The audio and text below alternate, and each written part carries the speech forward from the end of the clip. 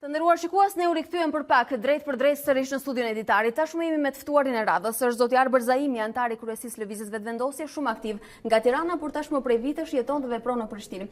Arbër, mirëdita, mirë se erdhe. Mirëdita, faleminderit për ftesën. Sot gjendesh në Tiranë, në të njëjtin grup me zotin Kurti, keni ardhur në mbështetje kësaj radhe të protestës studentëve, por besoj edhe grevës së pedagogëve.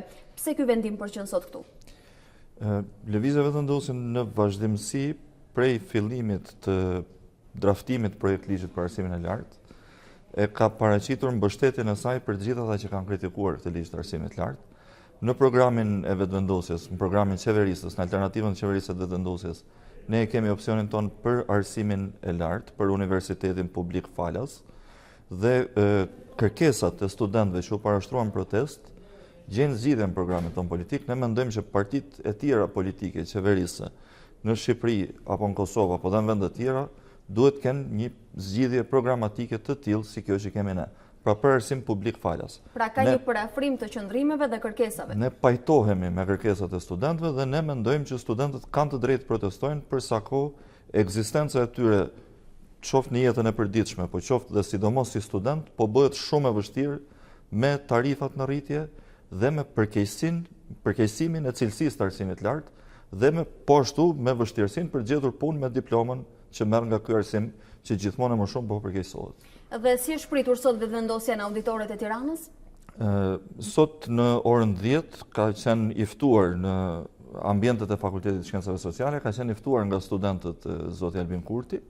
Atje ka pasur student nga shumë fakultete të tjera, cilët janë mbledhur aty, sigurisht një vend do të zgjidhej, dhe kanë diskutuar prej historisë të protestave studentore të 97-s në Prishtinë, ku Albin Kurti ka qenë prezent si protagonist e një nga drejtuesit, por edhe për protestat e më vonshme studentore në Kosovë, në Prishtinë, edhe para 5 vjetësh, edhe më vonë. Dhe po ashtu kanë diskutuar për çështjen e programit qeverisës Lëvizjes Vetëvendosje dhe a është e mundur që të realizohen këto kërkesa, sepse qeveria pushteti në Shqipëri po i thot studentëve që këto kërkesa janë të parealizueshme. Dhe u diskutua për këtë çështje, pati shumë interes dhe shkoi mirë si takim. Vizita e zotit Kurti dhe grupit përfaqësuesve të Lëvizjes Vetëvendosje ka motiv të vetëm këtë, kontribut për protestën dhe kauzën e studentëve, apo ka dhe në një motiv sekondar takime të tjera të parashikuara në agjendën tuaj sot? Zoti Kurti edhe dje dhe sot është takuar me disa prej protagonistëve politik në Shqipëri, të gjitha partive politike, dhe sot vazhdon të ketë ende takime të tjera, do më thonë në këto janë takime që i bën sa herë që ka vizitat të tilla. Ka pasur takime me profesor, ka pasur takime me gazetar, ka pasur takime të ndryshme, sigurisht për të folur për çështjen që është urgjente dhe akute, dramatike në Kosovë, që është dhe në Ballkan, mund të them, që është çështja e marrëveshjes, e cila po parashtrohet si një marrëveshje për copëtimin e Kosovës. Pra, Arbër, këto nuk janë vetëm takime rutinë me lidershipin shqiptar, le ta themi, të zotit Kurti, por ka një çështje emergjente, ajo që po diskutohet tashmë në të gjitha tavolinat në trojët shqiptare, çështja e marrëveshjes me Serbinë. Keni lënë pas krave një situatë të tensionuar edhe në Kosovë? Është një situatë, le të themi, e cila po dramatizohet në një mënyrë të padrejtë, edhe në një mënyrë, si më thon, të pabazuar në situatën në terren. Ka kërcënime të ndryshme, por situata në terren nuk ka arsye pse të na nxitojë. Nuk ka ndonjë kërcënim real, kërcënimet janë vetëm sajesa mediatike të forcave politike që duan ta shtyjnë përpara këtë marrëveshje me nxitim. Dhe ne jemi kundër kësaj marrëveshje, ne shohim që dhe në Shqipëri shumë faktorë politikë janë kundër kësaj marrëveshje. Nuk ka asnjë arsye pse të bëhet një marrëveshje për copëtimin e Kosovës, dhe sidomos nuk ka asnjë arsye pse të nxitohemi për këtë marrëveshje. Kosovës as nuk po i premtohet shumë shpejt hapja e negociatave për integrim në Bashkimin Evropian. As nuk po i premtohet shumë shpejt liberalizimi i vizave, as nuk është një proces i cili nëse bëhet shpejt kjo marrëveshje do të fillojë. Arbër, pse duhet jetë ky tension artificial në terren? Ky tension artificial bëhet nga disa faktorë politik në Kosovë, të cilët duan ta shfrytëzojnë këtë marrëveshje për ta bërë veten të paprekshëm dhe me imunitet nga përndjekja që po ju kërcënohet nga gjykata speciale. Por a kanë në realitet imunitet? Ata sot nuk e kanë këtë imunitet sepse vetë e kanë bërë atë gjykat, i kanë dhënë fuqia asaj gjykate dhe po ju shtrëngohet laku.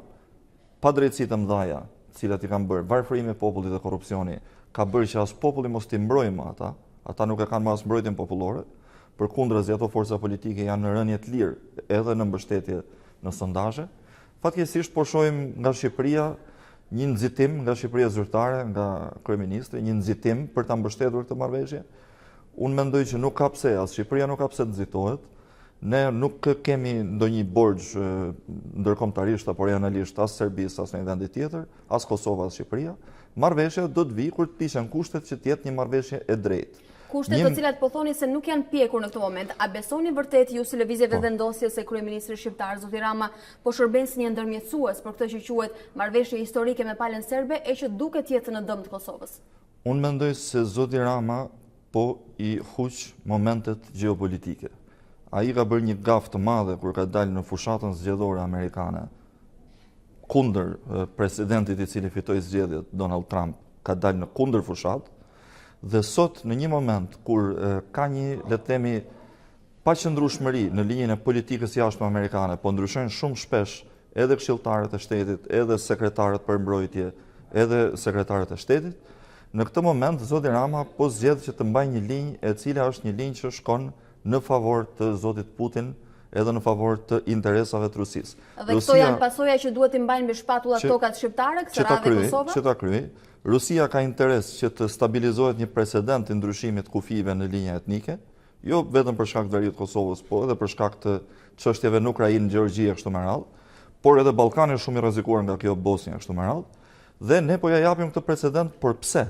Ne nuk duhet të paguajmë kostot e gabimeve e huqjeve gjeopolitike të shprehjeve të zotit Rama. Zoti Rama duhet jetë më i përmbajtur dhe linja, doktrina zyrtare e Shqipërisë për gjithë këto vite ka qenë ajo e NATO-s, ka qenë ajo e Amerikës, ajo e Bashkimit Evropian, e cila ka qenë ruajtja e integritetit territorial të Kosovës. Zoti Rama nuk mund ta ndryshojë doktrinën e politikës jashtme të Shqipërisë befasisht për shkak të një momenti personal që e ka. Arbër, a është kjo marrëveshje historike mes të dyja vendeve e vetmi element që po e mban peng kjo taksë 100% që po përflitet kaq shumë dhe po tentohet bëhet një kompromis në kurrizë së saj? Duket se ka dhe elemente të tjera të cilat e mbajnë pezull marrëdhënien Serbi-Kosovë aktualisht. Unë mendoj që taksa ka qenë e vendosur pa u menduar mirë dhe është një masë e pamjaftueshme, megjithatë ne e mbështesim taksën.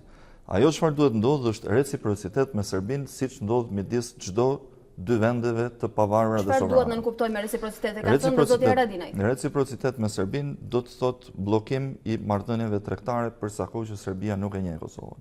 Serbia nuk i vë tarifa dhe taksa. Kjo nuk është taksë, është tarif në radhë parë. Serbia nuk i vë tarifa Kosovës, por e pamundson tregtinë e Kosovës në Serbi, sepse nuk e njeh. Serbia i detyron bizneset e Kosovës të ndrojnë dokumentat, regjistrimet e kështu me radhë, sepse nuk i pranon regjistrimet e Kosovës. Të njëjtin gjë duhet bëj edhe Kosova me Serbinë.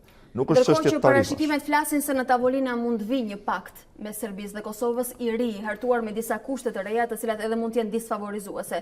Çfarë do të bëjë Lëvizja Vetëvendosje në këtë periudhë? A ka një plan? E kam parë një dokument që ka qarkulluar, mendoj që është spekulim. Nëse është ai dokument plani, ajo është skandaloze dhe unë mendoj që qytetarët e Kosovës, po edhe shqiptarët përgjithsisht, do të skandalizoheshin edhe do të protestonin fort nëse është ajo marrëveshje.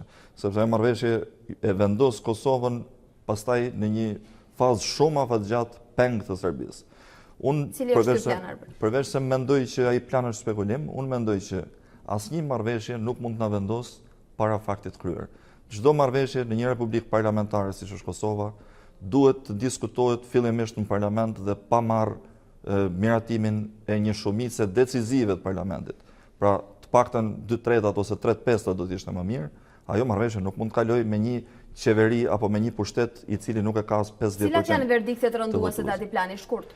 Po, ato nuk dua të komentoj, unë mendoj që ato janë spekulime. Kosova nuk mund të jap territor, Kosova nuk mund të jap as territor në bashk kontroll me distrikte speciale për Mitrovica, për Bujanovac.